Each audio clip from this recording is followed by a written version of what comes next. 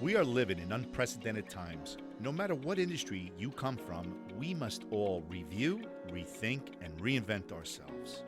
Are you an entrepreneur that is trying to adapt your business to the new norm? Well, you are listening to the 2020 Entrepreneur, a podcast that will motivate you and have you think outside of the box. My name is Hugo Almeida, and with over 30 years of being an entrepreneur, I am here to share and inspire you with my experiences and help invent a new you. Hello, everybody, and welcome once again to T20E World. Hugo here, and today I'm sharing golden tips on how to become a better presenter. Listen, it's going to happen. Eventually, as we enter our careers and we work up corporate ladders, we're going to be presenting in front of larger crowds. Now, granted, this episode is taking place right here in our studios. It's August of the year 2020, dealing with COVID-19, pandemic.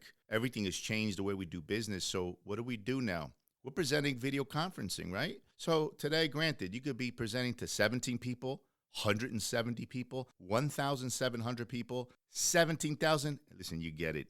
It could be a massive crowd out there. You wouldn't know the difference. You know, it's all on a computer screen. There's a whole different dynamic to presenting in front of a computer screen. But there will be a day, granted, there will be a day in the near future, I pray to God's in the near future, that we will be asked to present in front of larger crowds. Now, I want to prepare you with some phenomenal advice that was given to me. Also, some things that I developed over the years as I started presenting to larger and larger crowds.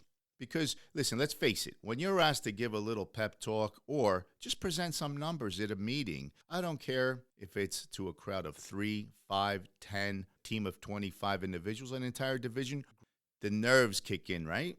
You know what I'm talking about. Now, there are people that can speak. Really, they have a gift that they're born with. They could speak in front of anybody, in front of hundreds of people, and to them, it doesn't bother them. And yet there's others that the day you say, can you present this? Even if there's 3 to 5 people in that room, they're sweating already.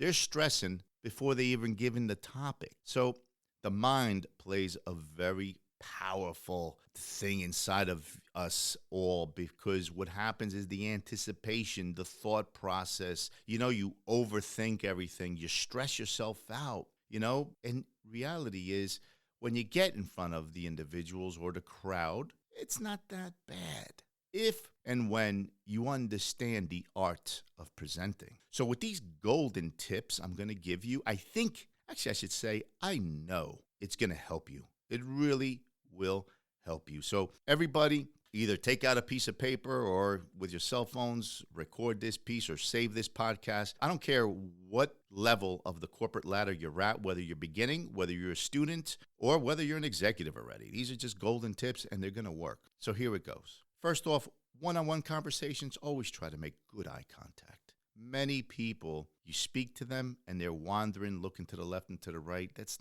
Doesn't make the other individual feel comfortable. So if you're not sure and you don't want to stare inside of their eyeballs, look at the forehead, look between the eyebrows. Just little simple things like that make it a lot easier. And these are just simple one-on-one conversations. As we start getting a larger group, say now it's 3 to 5, well, feel comfortable, look at the individuals, because most likely if you're talking to a crowd of just 3 to 5, you probably know them. So look at them always like they're your friends and just talk. Be yourself. What happens is the stress level will come down greatly. Your blood pressure will come down. Believe me, you'll feel a lot better. But here is where the golden tips start kicking in. It's the day where you're asked to start presenting in front of a group of individuals, maybe a division, right? Now the crowds are all of a sudden 25 and up. And if you are asked to present in, say, a very large auditorium, there are things that you need to do before that just to kind of prepare. Because listen, I'm going to be honest with you, you're always going to be a little nervous. Shoot, if I'm asked right now to go and speak in front of government or something, or give a speech at a graduating class at some university, of course I'm going to be nervous. But believe me when I tell you, I'll be reviewing these golden tips. Here's my advice. Are you ready? Before you ever present, normally, not in all cases, but many times, you get to meet some of the individuals that are in the audience. What I like to do is I like to create some, I call them friendly faces. So I get to discuss, I chat, I introduce myself, I smile, and I work the room prior to present. So if it's a class of 25 to 30, the odds are you're going to be speaking to at least, say, 5 individuals. Label them your friendly face. And I'm going to get back to why you do this. As the room gets bigger, now you're in front of 100 people, well, things change a little bit, right? Now the setting is also larger, probably a smaller auditorium, a university classroom setting where, it has a stage in the front and it's a little different. Now, you got to remember when you're up in front of a larger crowd, sometimes there's also lights. So many times you can't see the entire audience. So there's other golden tips as to how to present well in front of a larger audience. But let's just back up a second. Let's talk about why you select friendly faces. Friendly faces are used so you can work and talk the classroom or the small group, 25 people, 30 people, 50 people. And what happens is this. All of a sudden, you start to present, and you got to forget about the fear in presenting. Now, all of a sudden, you're speaking what I call the friendly faces that you talked to already. So these people somehow know you already because you had a brief introduction. You kind of chatted, you introduced yourself, you smiled, they smiled back. So all of a sudden there's a comfort there. And that is what we're trying to do. We're trying to establish a comfort zone. Look to the left of the classroom, to the middle, and then look to the right. Find the friendly faces. And if for some reason all your friendly faces sat on the right-hand side, well, listen, find somebody real quick on the left side, find somebody in the middle.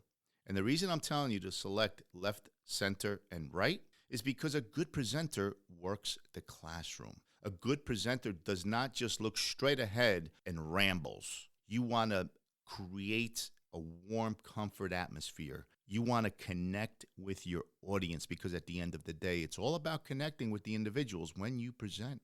So if you're in front of that classroom and you're looking over to the left side of the room and you found your friendly face and you're speaking to them, all the people on that left side understand that you're working their section. All of a sudden, you move your head slowly over to the center or all the way to the right. You find your friendly face and you're talking to them now. So you're making eye contact with the person you feel comfortable with already. Now, the audience doesn't know this. This is a golden tip. This is something that you know internally to create a comfort level within, to make it easier as you speak. Another golden tip here. If you get stuck, if you lose your place because you're reading some bullets or some lines, it's totally cool. Nobody knows this. You know when an audience knows? It's when you tell them, oh, shoot, sorry, I'm sorry. Another thing we got to try to reduce is the ums between words, right? But it's you who's telling your audience. If you didn't say anything, the audience really would not know. So what is it that you do? You pause, stay calm, find your place where you left off, and continue. Guess what?